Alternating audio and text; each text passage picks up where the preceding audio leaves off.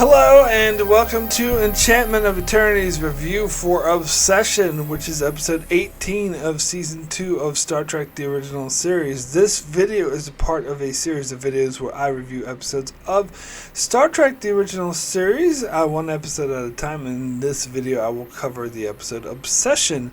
So Obsession is the episode where Kirk encounters this cloud-like creature that is killing off his red shirts, and he develops an obsession on hunting down this creature because it was responsible for killing his captain when he was a young lieutenant. Spock and McCoy call him out for his obsessive behavior and how they're risking not delivering this much needed medicine to a world where millions could die if they do not receive the medicine in time. However, eventually Kirk works with the son of the deceased captain to hunt down the creature, and they manage to kill it and deliver the medicine in time. Now, again, I seem to start all my reviews with my experience with this episode when I was a teenager, when I first started watching Star Trek. And my experience with this episode is because we were recording the episodes, me and my sister were recording the episodes off of syndication, because, this is the early 90s, before DVD collections, before streaming services. I mean, they had VHS, but you had to buy each one individually, and it cost $15, so we weren't going to do that. So the only way to watch it is at the whim of what the syndication networks decided to show. And sometimes I didn't record the episodes, sometimes I didn't watch them when they aired, sometimes my sister recorded them and I watched it later. And this is one such example where she recorded this episode but was missing, tuned in late and was missing the first 5 or 10 minutes of this episode, and so every time I watched this episode, it was on that VHS that was missing the first 10 minutes of it. So it wasn't until like decades later, I think until the DVD collection came out in the early 2000s, that I actually saw the first 10 minutes of this episode. Well, that would have been 1 decade later. But anyway, so it wasn't until a decade later when I saw this. And so I always remember seeing this episode. Every time I watched it, I felt like I was missing something, like I didn't really totally get the entire plot of it. But you know what? Even when I started to watch the entire episode in its entirety, I still had that feeling like I was missing something. And I realized that those first 10 minutes that I was missing actually don't reveal much information. And so it wasn't actually the fact that I was missing the first 10 minutes that made me feel like I was missing something. It was the fact that they're referencing all these past events that happened 11 years ago that they never show on screen is what makes me feel like I'm missing something. So it's the episode itself that I think does not paint a complete picture. So honestly, this is an episode I always skipped.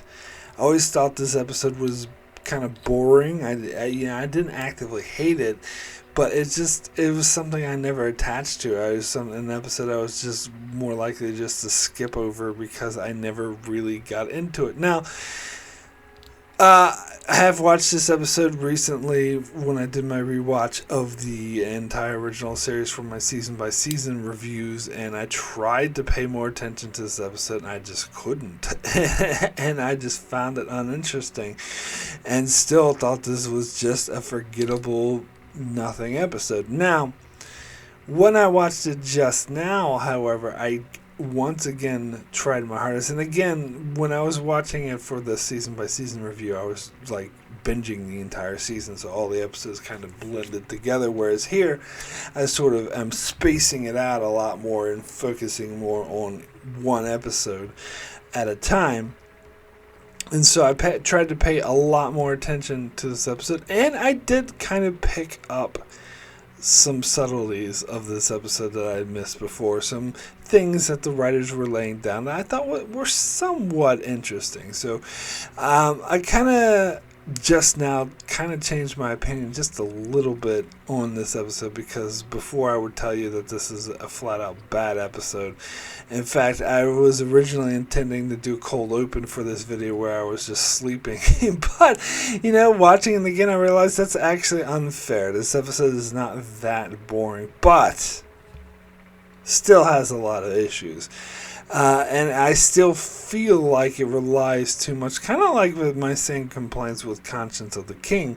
It relies too much on past events that happened off screen years ago, and thus I feel like I just don't like that form of storytelling. I just feel a disconnect, like it's hard for me to get interested in it. And plus, I think that feeling is compounded by the fact that Kirk is acting out of character in this episode, or apparently, or as it appears, acting out of character, because it seems totally out of character for him to become obsessed.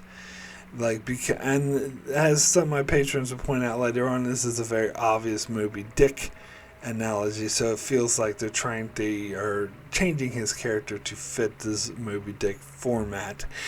This Captain Ahab persona, and it feels out of place. Now, to be fair, I get some of what they're going for, and I feel like had they actually shown scenes from the past, or if they referenced something that actually we saw before, or maybe they could have flashback scenes, then it might have actually worked. I might not have felt as disconnected from it, and maybe I would have bought Kirk's behavior more. But as is, it is really hard to buy, and you really have to suspend disbelief a lot and go try to pick up what the writers are laying down for you and take them at faith of the heart to buy that Kirk would change his character. And I think it's a big ask, and I can see why a lot of people would not take that. Now, something I've always felt with this episode, and I still feel now, is that the death cloud is not a very interesting adversary. And that's another thing. Had this creature that Kirk is obsessed with, and it doesn't even need to be a creature, maybe it was a person, but had the object of Kirk's obsession been more interesting, then that's another thing I think I would be more willing to buy Kirk's obsession. Like if there was like a really interesting villain, and I was like, oh yeah, I totally get why Kirk would be obsessed. Like, let me just throw out this random scenario. What if it was kind of like those weird aliens from the Next Generation episode Schism that would abducted people, and so what if people thought those aliens didn't exist but Kirk did, and that they had killed his former captain, and they had showed those weird aliens and the horror of the scenes of what they did. Then I could get interested in why. Then I would totally buy why Kirk would be obsessed. I'm like, because I would want to kill those fucking aliens too. They're horrific, and so I would be really into it, and I would be able to, as I said before, pick up what the writers are lying down. I'd be able to take it more of as faith in a heart that Kirk would be obsessed, because I think those fuckers should die as well, and I could get why someone would be obsessed with them. But this boring little cloud thing where they use really cheap, shitty 60s effect and just like a smoke machine to go, ooh, I can't get on board with it, and it seems like, and it makes it harder for me to buy that Kirk would be obsessed with it. Now, another, of course, important aspect of this episode is Ensign. What's his name? Is it Gallivan?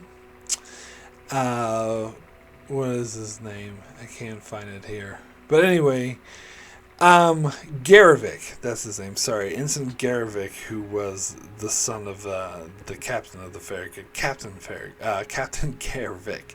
And I wonder if this is the first episode that mentioned that Kirk served on the Farragut as lieutenant. This is something that would become engrossed in canon. In fact, it was recently referenced in Strange New Worlds, where they had this alternate reality where Kirk became the captain of the Farragut. So that's cool. But anyway, the Ensign Garvik character, I always felt like when I was watching this episode when I was younger, when I barely paid any attention, like I was like, who the hell is this guy and why am I caring and why is he here? But when I recently, or not even recently, but in the 2000s, whatever, when I actually saw the entire episode, I was like, do we really need this? He felt really thrown in. Like he was really unnecessary, but like he doesn't actually do that much, and it felt weird that they were just focusing on this random ensign, because usually they just kill off the red shirts, and then Kirk, is like, at first it's like, oh, you're gonna come with me, and we're gonna team up and kill this creature, and then when he fails to kill the creature, Kirk is like super harsh on him, like, you're restricted to quarters and you're relieved of duty, and being like totally unfair to him. And then at the end of the episode, it's out of the blue, he's like, yeah, you're right, there was nothing you could have done, now let's come help me. And at the end of the episode, it's like, I want to tell some stories about your father. And he's like, yes sir. It felt like, I feel like there is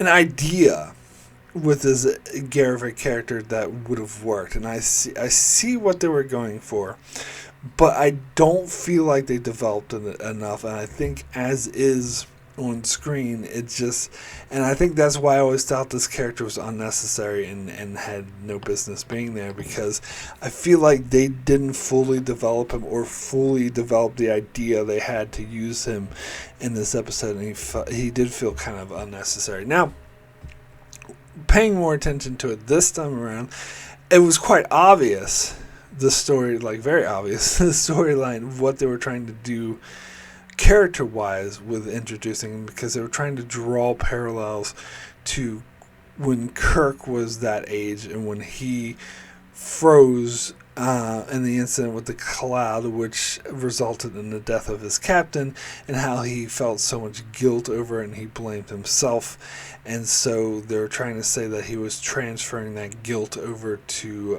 young Ensign Garvik when he froze as well. He's like, how dare you, because that's what he did, and he's eating himself up for that. And so when he forgave Garvik and admitted there was nothing he could have done, he was also at the same time forgiving himself. In fact, there were two on the nose about this, because he flat out said it. He's like, you're not to blame. And you know what? I'm not to blame either for what happened 11 years ago. I'm like, writers, we get it. You don't need to force feed us this. And to be honest, to clarify, in case you're wondering, the reason why I never really caught this before is because, again, I wasn't paying attention to this episode because I thought it was boring. And when I actually paid attention to it, and I was like, yeah, that's a bit too obvious of what they're trying to do here. And so yeah, I mean, it's an interesting idea, though, to draw that parallel and to draw the Kirk learning to forgive himself by learning to forgive this ensign, but A, they should have developed this ensign more and made him more relevant to the plot. B, they shouldn't have force-fed us, oh yes, and I'm also to be forgiven. Don't do that. That's bad, clunky dialogue. It works better if it's subtle and under the radar, and you could just have Kirk forgive Garvik, and then we, the audience, who aren't fucking idiots, will be able to piece it together that he is also forgiving himself. And that actually could have been powerful if done correctly, but I think it was done incorrectly. And I think that is, again, the biggest piece of what is flawed with this episode, is that there's a lot of interesting ideas that were just done incorrectly. And the biggest one is the one I mentioned with the cloud itself. Don't do a stupid glass cloud. Come up with a better idea. Come up with a better villain.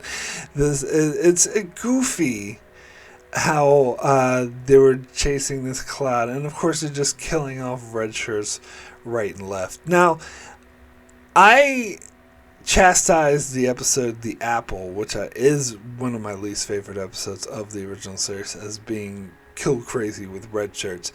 And to be fair, I think this episode is just as kill crazy with red shirts, but it's not as egregious as an offense as the Apple, because the difference is in the Apple they kill off the red shirts in the most ridiculous ways, which I talked about when it was just comically dumb how each red shirt would die.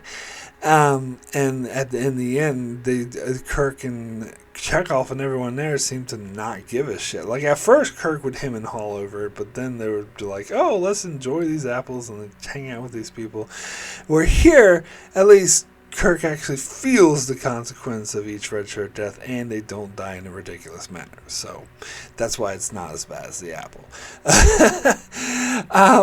But it is, ultimately kind of boring. Now, one scene I did really like, actually, and I thought was done really well, was the scene where McCoy confronted Kirk about the fact that he was putting people's lives in danger by his obsession, and that he was obsessed, and that he was letting his own personal motivation for revenge get in the way, cloud his judgment, his command judgment.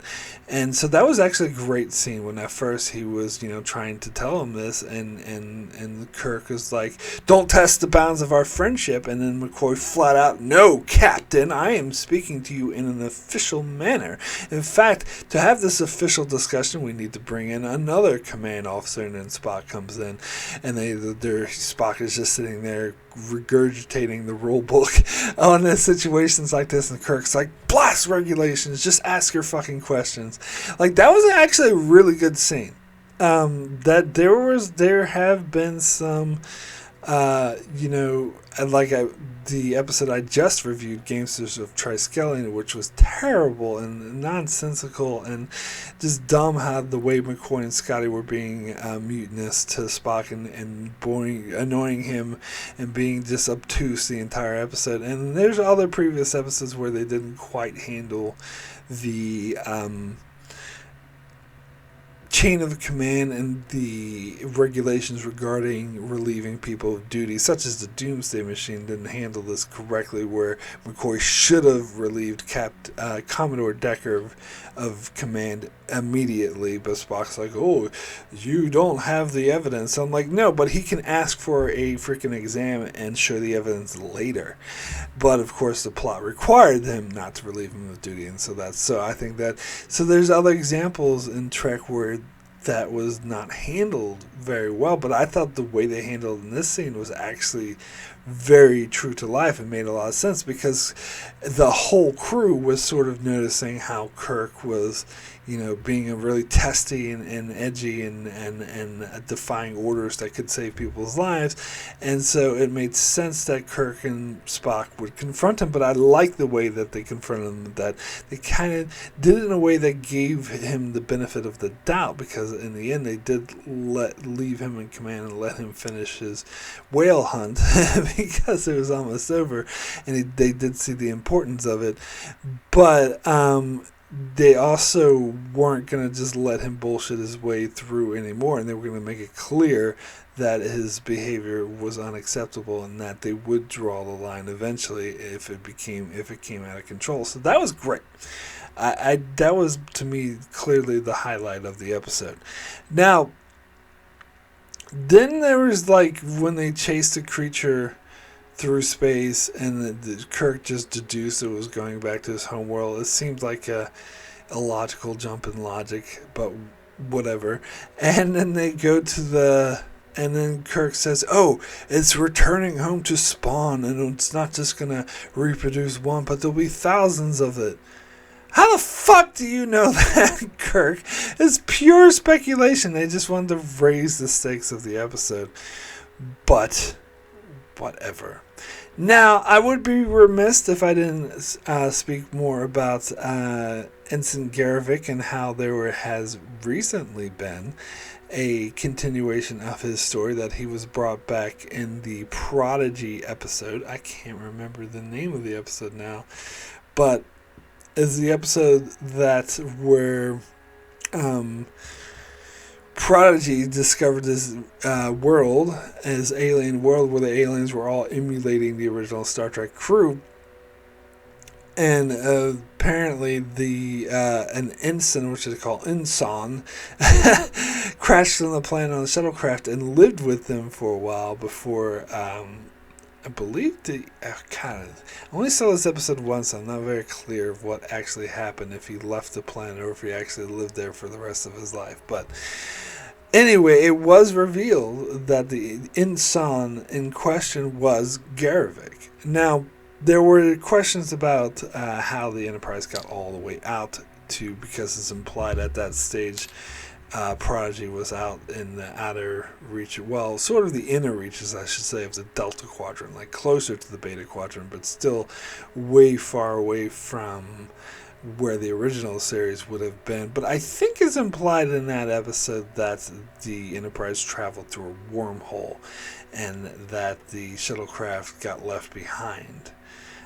So that would make sense. I think because they were trying to do, when did that stage play, they were trying to do, oh, we're getting trapped in the show, so I think that's what's implied. So from that episode, we can piece together sometime shortly after this episode, the Enterprise got sucked in the wormhole somewhere close to the Delta Quadrant, and the ensign was left behind in the shuttlecraft.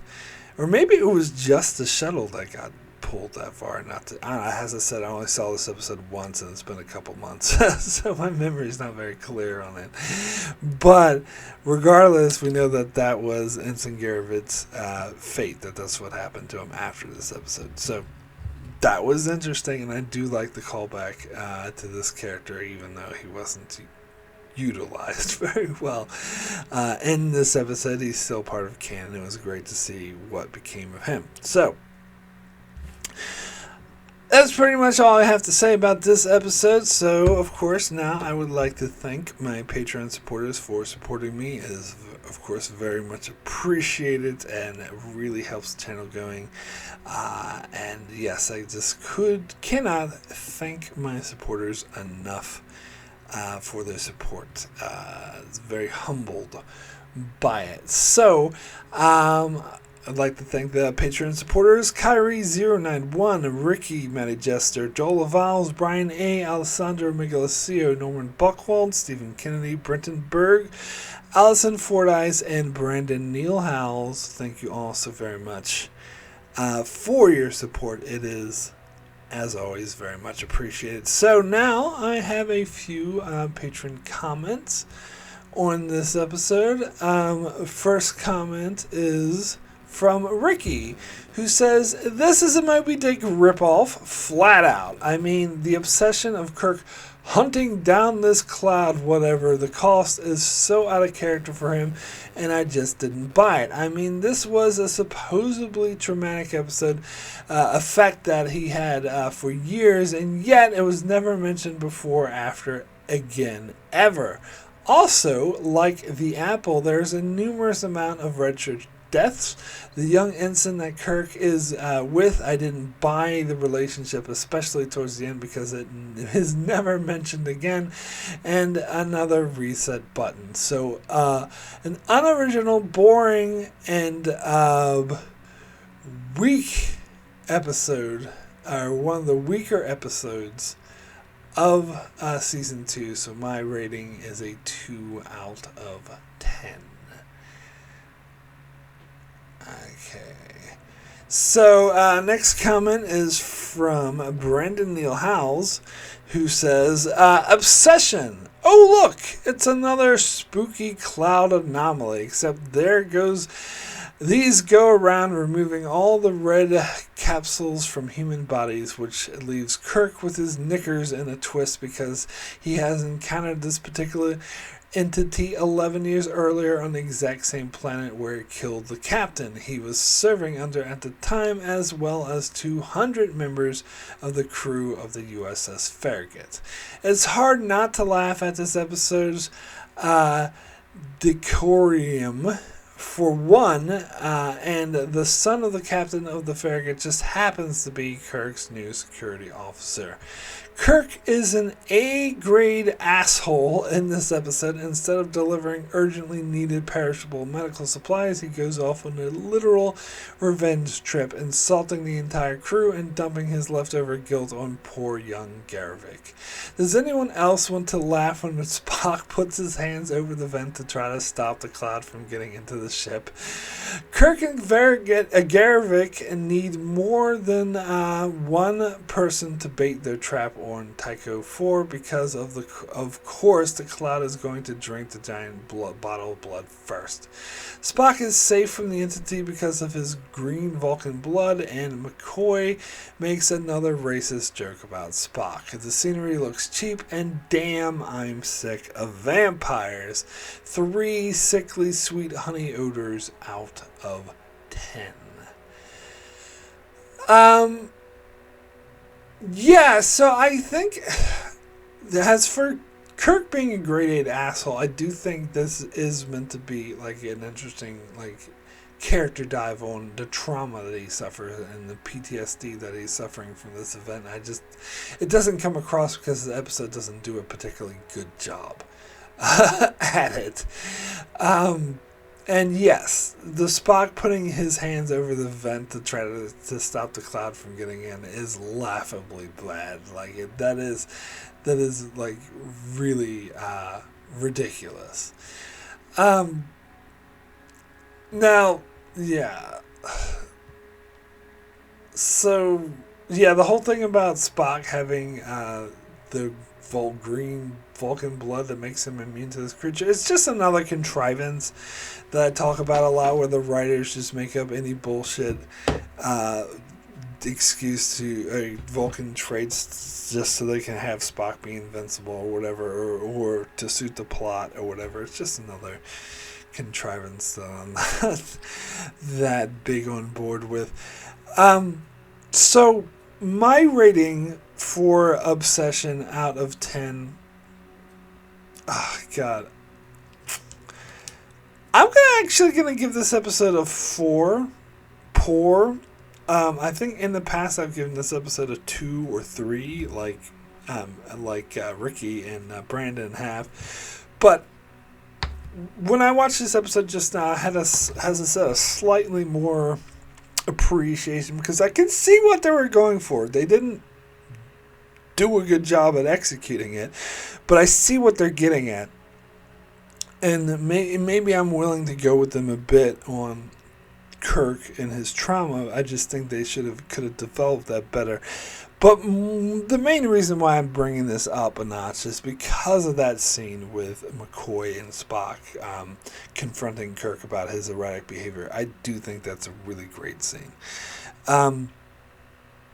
So I'm willing to take it up to a 4, but that's still, just to be clear, that's still a negative rating because this episode still does not execute. It's very poorly executed. It doesn't pull off what it is trying to pull off very well. Garvik is underdeveloped to the point of seeming unnecessary.